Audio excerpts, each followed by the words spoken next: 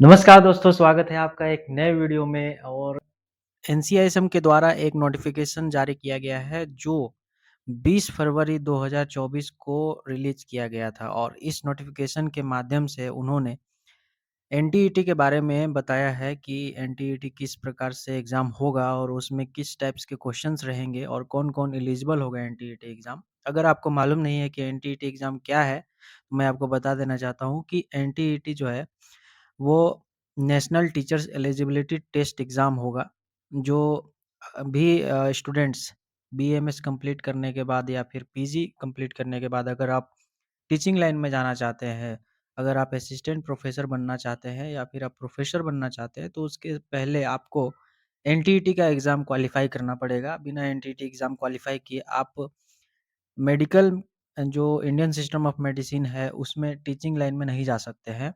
उसी तरह से इन्होंने गाइडलाइन जारी किया है कि जो नेशनल टीचर्स एलिजिबिलिटी टेस्ट होगा, वो national commission of Indian system of medicine के द्वारा कंडक्ट कराया जाएगा। और इन्होंने इसमें बताया है कि लेने के पीछे उन्होंने कारण बताया है कि हम इस एग्ज़ाम को क्यों ले रहे हैं और इससे हमारा क्या एम है, हम क्या इससे पाना चाहते हैं, उसके बारे में मैं थोड़ा आपको पढ़ के बता देना चाहता हूँ कि The National Commission for Indian System of Medicine Act 2020 ensure access to quality and affordable medical education, availability of adequate and high quality medical professional of Indian System of Medicine.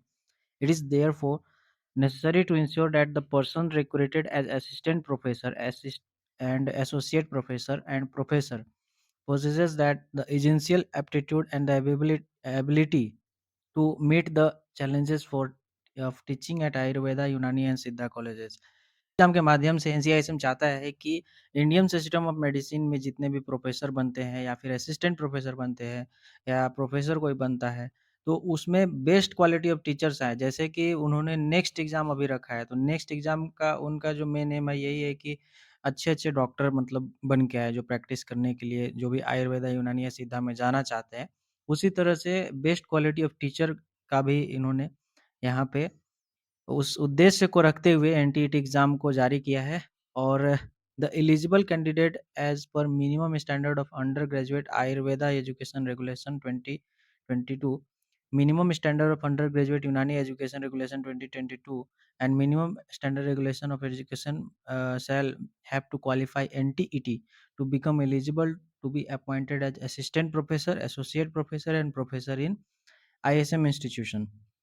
Indian system of medicine institution में अगर आपको ये सभी बनना है, तो इस exam को क्वालीफ़ाई करना पड़ेगा। इनका यहाँ पे साफ-साफ है कि ability to deal with diversified student, ability to impart knowledge and expertise the execute mastery of the subject and sets high expectation for all student, encourage them to achieve their goal. मतलब वही quality चाहिए इनको teachers में कि best quality निकल कर के आए, जो भी Indian system of medical education में आना चाहते हैं, जो टीचिंग लाइन में आना चाहते हैं।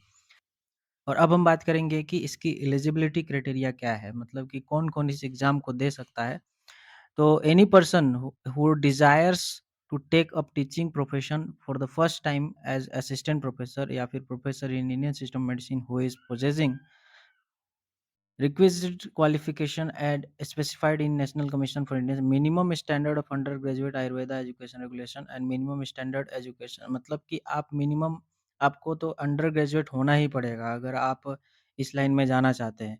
और अगर आपके पास पोस्ट ग्रेजुएट डिग्री है, तो आपका कम से कम 30 महीना का पोस्ट ग्रेजुएट डिग्री कंप्लीट होना चाहिए, तब जाकर के आप एलिजिबल होंगे एनटीईटी एग्ज़ाम देने के लिए। कम होगा। अब बात करते हैं कि एग्ज़ाम किस टाइप का होने वाला है। जैसे कि नेक्स्ट एग्ज़ाम के बारे में भी अभी कोई इन्फॉर्मेशन नहीं आया है, लेकिन एनटीईटी के बारे में अभी पूरी तरह से इन्होंने इन्फॉर्मेशन दे दिया है कि किस प्रकार का एग्ज़ाम होगा, कितने मार्क्स का होगा, तो ये सभी चीज़ों को अब हम देखेंगे।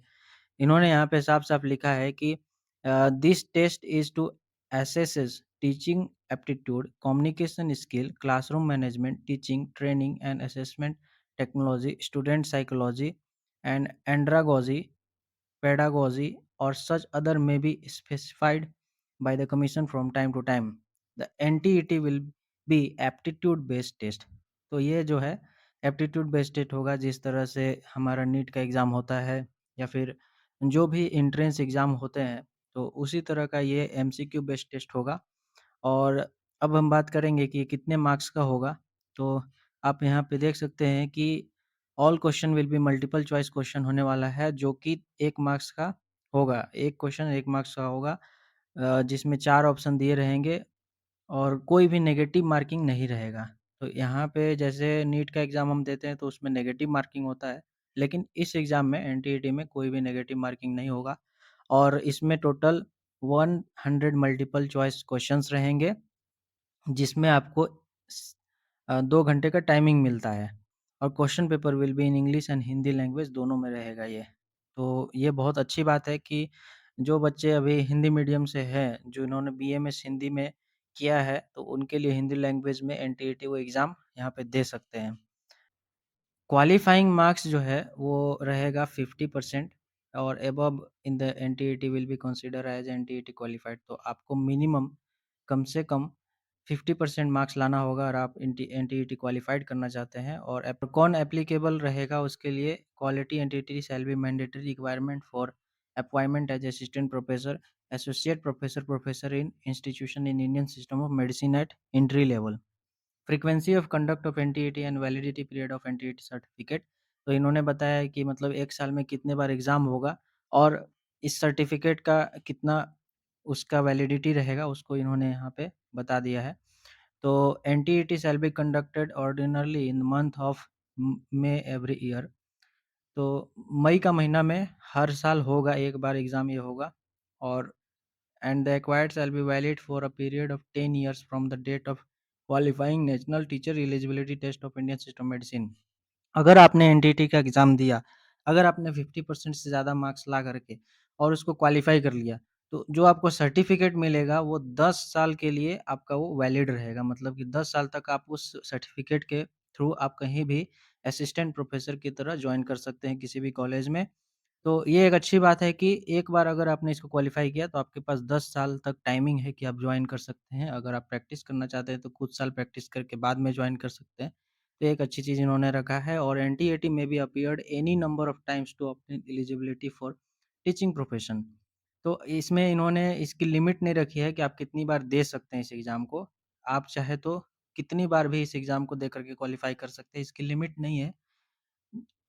तो ये भी एक NTT certificate will be electronically generated and issued to the candidate. तो ये डिजिटली उनको मिल जाएगा और qualified PG degree holder will download their NTET certificate after publication of NTET result from the date and PG student who qualified NTET will be able to download the NTET certificate after publication of NTET result uploading the provisional degree certificate of post graduate. और detail information bulletin and examination schedule of NTET 2024 will be notified shortly. बाकी अगर examination कब schedule किया गया है तो 2024 का, उसका अभी इन्होंने इन्फॉर्मेशन नहीं किया है, वो कुछ ही दिनों में इन्फॉर्मेशन दी जाएगी, ऐसा इन्होंने बोला है।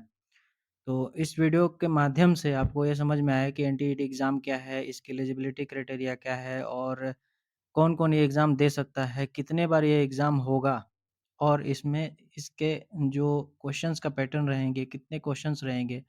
तो ये सभी इन्फॉर्मेशन जो है हर एक बीएमएस स्टूडेंट को पता होना चाहिए, क्योंकि आगे चल के अगर आप टीचर लाइन में जाना चाहते हैं तो इसकी जानकारी आपको ज़रूरी होनी चाहिए। अगर यह वीडियो आपको पसंद आया तो वीडियो को लाइक ज़रूर करें और अगर आप इस चैनल में नए हैं तो चैनल को सब्सक्राइब ज़रूर कर लें। धन्यवाद।